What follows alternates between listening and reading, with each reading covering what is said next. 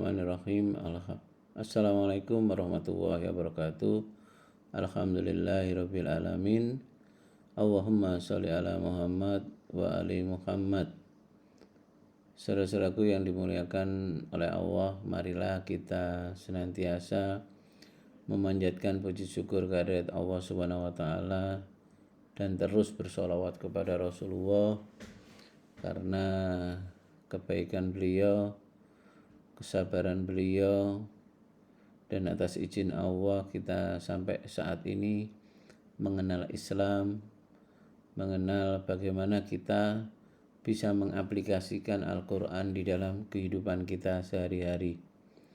Saudara-saudaraku yang dimuliakan oleh Allah, pada hari ini saya mau membuat kira-kira tema apa ya yang bisa menjadikan jadi kalau bahasa saya yang bisa menjadikan kita itu untuk bisa menteladani atau bisa senantiasa berintrospeksi. Kemarin kita membahas kajian dalam konteks kajian pendekatan spiritual intelijensi atau kecerdasan yang bersumber dari kolbu yang memaknai spiritual kita ya.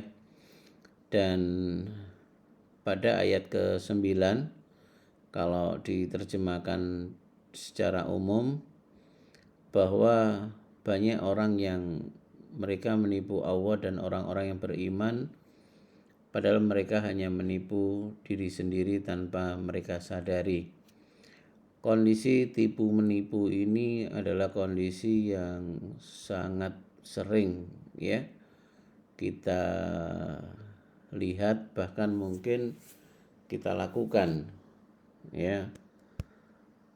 Jadi enaknya judulnya tertipu aja ya.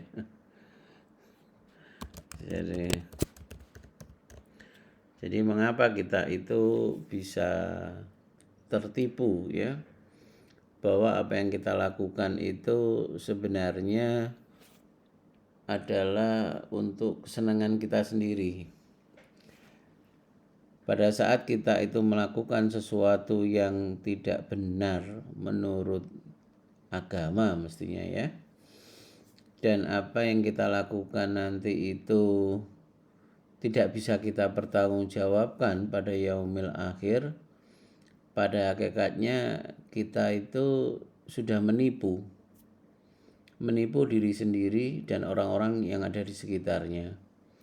Walaupun di ayat itu lebih mengarah kepada orang-orang kafir ya. Secara besarnya itu mereka orang-orang kafir.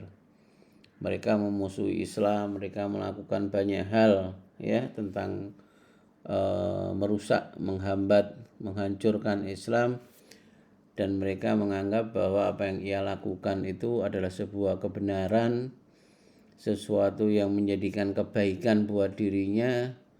Maka di situ dijawab oleh Allah bahwa sebenarnya dia itu tertipu. Itu skala besar ya, skala yang sudah pasti, jelas.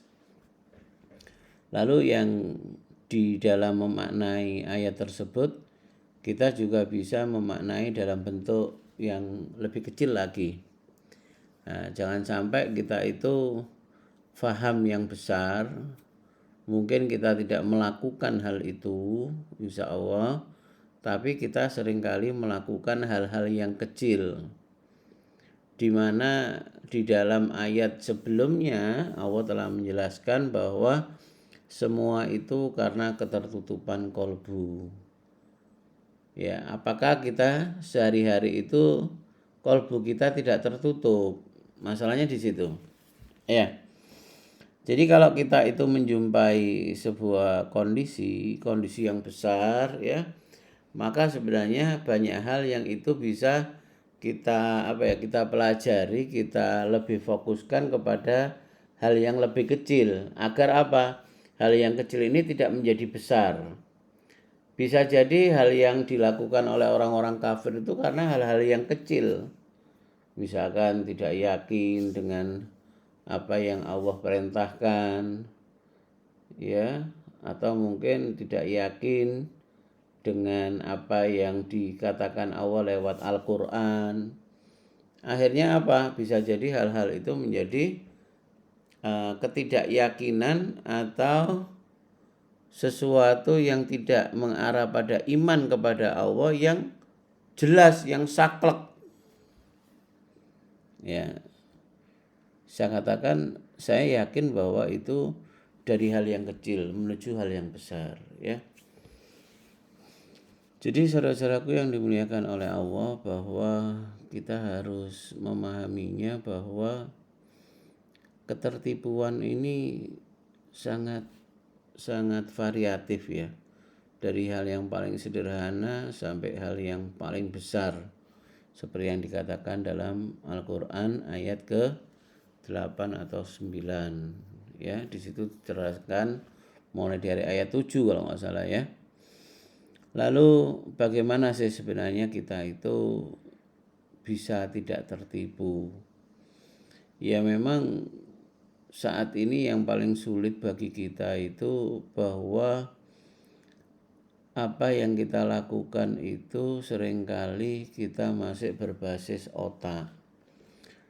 Artinya berbasis otak itu kita tidak melanggar orang lain, kita tidak menyakiti orang lain, kita patuh terhadap hukum, ya. Kita bekerja dengan sesuai prosedur, kita jalan sesuai dengan aturan, ya, artinya jalan kaki, ya, atau berkendaraan dan lain sebagainya. Maka itu sudah diyakini sesuatu yang sudah cukup bagi manusia. Padahal Allah mengatakan bahwa kita ini sebagai abdi Allah, sebagai hamba Allah, di mana nanti kita itu pulang kembali kepada Allah. Dan saat pulang itu kita nanti akan dimintai pertanggungjawab atas semua fasilitas yang Allah berikan. Artinya apa? Di sini kita itu nyewa. Tanpa sadar itu kita itu nyewa dengan semua fasilitas yang Allah berikan. Nah, kalau kita itu memang menyadarinya bahwa kita itu nyewa, kalau bahasa agama amanah, ya, maka sebaik-baik orang adalah orang yang bertanggung jawab atas amanah itu. Orang yang bertanggung jawab terhadap amanah tersebut. Dan semua sarana yang Allah berikan kepada kita. Tanpa itu, ya kita repot. Sekali lagi, tanpa itu kita menjadi repot. Karena apa? Pasti kalau kita tidak tanggung jawab terhadap amanah itu, tidak sadar kalau hidup ini kita tuh menyewa dari semua fasilitas yang Allah berikan, maka kita lupa kalau nanti ada batas waktu sewanya. Ya, ada batas waktu sewanya. Nah, kalau kita itu meyakini bahwa hidup ini kekal, apa yang diberikan oleh Allah ini sesuatu milik kita, maka itu sebuah kesalahan awal dalam kehidupan kita. Sesuatu yang nyewa kok dianggap milik, ya, seperti rumah, ya, kita tuh ngontrak kok dianggap milik, ya kan repot. Kita melakukan renovasi yang berlebihan, ya kita rugi sendiri. Nanti kalau diambil sama pemiliknya, ya apa yang kita berikan di situ untuk sewa rumah itu akhirnya yang ya kita rugi. Artinya gini. Jadi saya terjebak dengan kalimat saya sendiri. Artinya gini. Pada saat misalkan kita menyewa rumah, harusnya kita itu nyewa rumah itu 1 tahun lah. Tapi kita anggap ini rumah sendiri. Akhirnya apa? kita rombak, kita permanis dan lain sebagainya, tanpa sadar sudah jatah waktu 1 tahun, yang punya minta. Nah, pada saat minta itu kan banyak hal yang kita rasakan sebagai kerugian uang, kerugian waktu saat dandan ya, terus belum kenyamanan dan lain sebagainya.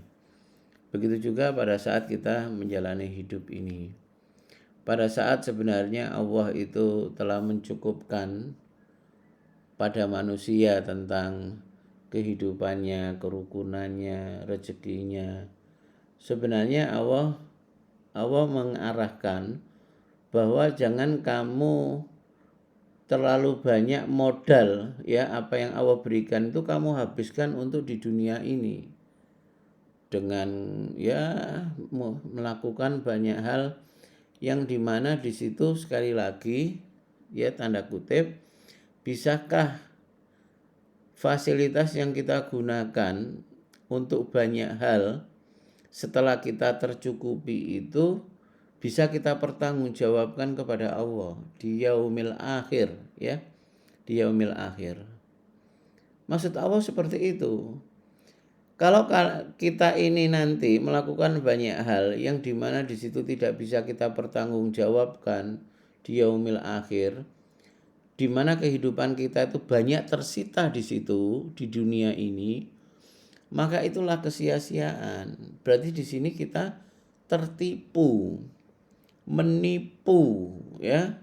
Kenapa saya katakan menipu di sini artinya apa? Menipu orang-orang yang ada di sekitar kita, minimal seperti itu. Bahkan mungkin ya bisa jadi kalau bahasa ekstrimnya ya menipu orang-orang beriman. Karena apa? Pada saat kita itu banyak melakukan explore di sini, apalagi sekali lagi kita di lingkungan atau ditokohkan di situ, maka apa yang kita lakukan itu pasti menjadi sebuah panutan. Nah, kalau kita merasa kita itu orang beriman, membuat sebuah konsep sendiri dan itu tidak bisa kita pertanggungjawabkan kepada Allah, maka itu kan berarti kita nipu diri kita sendiri dan menipu orang-orang yang ada di sekitar kita. Ya. Jadi oleh karena itu saudara-saudaraku, kita harus waspada. Buatlah di dalam kehidupan kita itu 2 hal. Ya, saya katakan 2 hal. 2 hal itu apa? Selalu sering-seringlah, kalau saya katakan sering-seringlah kita untuk mengevaluasi apakah perilaku kita sudah menunjukkan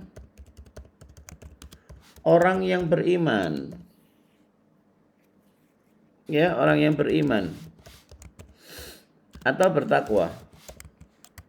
Kalau kita memang targetnya sebagai seorang yang muhsinin, ya kita buat indikator kriteria ihsan. Ya. Mukhlisin, muhsinin, ya. Kita buat indikator ihsan di dalam perilaku kehidupan kita. Lalu yang paling mutlak, ya, indikator mutlaknya itu apa?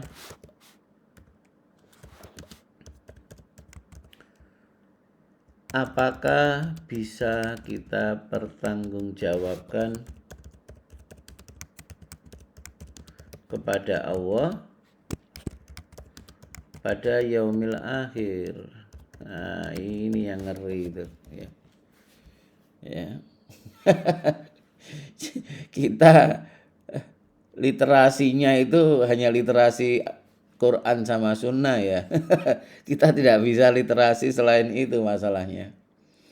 Ya, kita basicnya, kita sumbernya ya hanya yang ada dalam Al-Quran dan apa yang dilakukan oleh Rasulullah.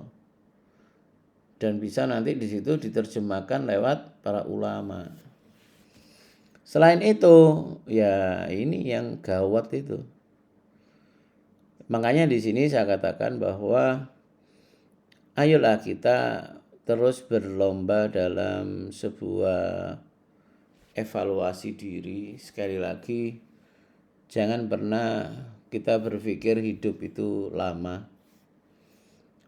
Dan jangan kita berpikir apa yang kita lakukan itu di dunia ini sesuatu yang jika misalkan hal itu tidak, anggap aja perilaku kita itu tidak mempersulit orang, tidak mengganggu orang, tidak pakai uangnya orang dan lain sebagainya. Sekali lagi itu sudah baik. Tapi kembali lagi bahwa kita nanti harus mempertanggungjawabkan.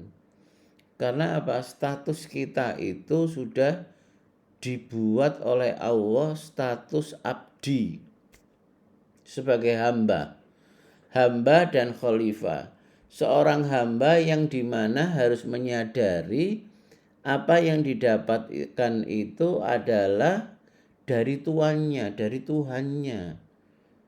Kalau ia menyadari konsep ini, maka ia akan mampu melakukan aspek sosial kemaslahatannya itu sebagai posisi kekhalifahan. Ya, sebagai kekhalifahan ini yang harus selalu difahami. Agar apa? Kita betul-betul tidak termasuk di dalam ayat yang ke-9. Ya, mereka menipu Allah. Jadi menipu Allah ini sebenarnya banyak sekali ya artinya itu. Jadi yukhadi'una waha itu artinya di situ itu artinya bahwa apa yang kita lakukan itu bisa jadi berarti kita itu seolah-olah tidak luput dari perhatian Allah. Wah, ini kan gawat ini. Jadi kita melakukan sesuatu saenake dhewe ya, nikmat dan lain sebagainya, dikira Allah itu tidak mencatat bahwa apa yang ia lakukan itu sudah berapa menit, sudah berapa jam lali karo Allah yang memberi semuanya itu sehingga ia bisa seperti ini ya. Sehingga kita bisa seperti ini. Jadi makna ini sebenarnya kalau di dalam kajian kolbu, intelijensi kolbu, ini sangat besar sekali maknanya. Ya, kalau saya lebih senang memang mengartikan itu apa ya, orang dalam ayat ini tuh orang yang menganggap bahwa Allah itu tidak melihat, tidak mendengar, tidak mengetahui dari apa yang kita lakukan. Yang intinya apa? Ya tadi, apakah yang kita lakukan itu ya, apa yang kita lakukan ya, yang kita lakukan masuk dalam kategori mengingat Allah. Ya, mengingat Allah ini nanti banyak macamnya ya. Banyak orang mengatakan, "Yo, saya ini justru seperti ini untuk mengingat Allah." Lalu apa indikatornya mengingat Allah? Sekali lagi kita selalu belajar indikator. Indikatornya apa? Ia semakin apa? Semakin sujud dan syukur apa enggak? Syukur sama Allah apa tidak? Ya. Oh, kalau ngeyel lagi, ya saya itu sujud, saya itu syukur. Nah, indikatornya lagi apa? Pada saat kita berdiri di hadapan Allah, baik dalam ibadah ya yang khusus seperti sholat, terus atau di luar ibadah khusus, sejauh mana kesadaran kita bahwa Allah memperhatikan sikap kita. Ini jadi indikator itu banyak ya. Jadi kalau kita melihat misalkan kita mau melakukan apa-apa dikatakan mengingat Allah, ya nggak apa-apa, kita lihat Apakah kita tambah sujud dan syukur sama Allah? Kalau dikatakan, doa aku sujud, aku syukur, ya kita tambah lagi indikatornya. Pada saat sujud kita di hadapan Allah saat sholat fardu misalkan ya, kita itu betul-betul lebih menikmati apa enggak, lebih khusyuk apa enggak, lebih tumak nina apa enggak. Begitu juga pada saat di luar sholat, dianya namanya itu orang sujud ya, tambah sujud ya. Berarti ia apa? Ia lebih menyadari bahwa dirinya itu sebagai agent dari agama Allah untuk disosialisasikan. Artinya di sini agent itu duta Allah yang untuk menunjukkan bahwa ayat-ayat Allah itu semuanya itu nyata. Maka ia lakukan sesuatu di dalam kehidupan ini walaupun itu di luar sholat, itu sebuah kehusukan, sebuah kerendahan hati, sebuah ketumakninaan, enggak gerusa-gerusu dan lain sebagainya. Sehingga apa? Orang-orang yang ada di sekitarnya itu betul-betul merasakan ya akibat sujud kita kepada Allah itu bisa dirasakan. Lalu syukur. Nah, syukur ini apa? Ya kita tunjukkan dari mulai saat kita sholat fardu ya, saat kita melakukan kewajiban-kewajiban. Lalu yang berikutnya adalah syukur itu adalah apa? Menjadikan semua aset yang Allah berikan ini kembali kepada apa yang Allah perintahkan, kepada agama Allah. Wah, ini sebenarnya indikator yang harus ya. Dan ini akan sulit jika kita tidak melatihnya. Syukur itu wangel loh, Rek. Ya, syukur itu susah ya. Syukur itu kalau di dalam bahasa intelijensi kolbu itu adalah orang yang dimana di situ pada saat ia mendapatkan sesuatu, dia itu tidak kepikiran dengan dirinya, tidak kepikiran dengan keluarganya. Karena apa? Ia merasa yakin dijamin sama Allah. Maka apa yang ada ini akan difikirkan untuk apa? Dibelanjakan, untuk digunakan kepada kemaslahatan yang itu mengarah kepada apa? Kepada usaha kita untuk mengurusi agama Allah, memakmurkan rumah-rumah Allah, melaksanakan ayat-ayat Allah. Harusnya seperti itu. Jadi oleh karena itu saudara-saudaraku bahwa kita harus sadar tentang ketertipuan harian kita, ketertipuan mingguan kita, ketertipuan per jam dari diri kita. Ya, 1 jam kita ingat sama Allah berapa menit, berapa detik, 1 hari berapa menit. Iya, ya semoga kita semua bisa memaknai ayat yang ke-9 ini dengan kecerdasan kolbu sehingga kolbu kita tidak tertipu. Seperti itu ya yang bisa saya sampaikan. Saya mohon maaf. Wassalamualaikum warahmatullahi wabarakatuh.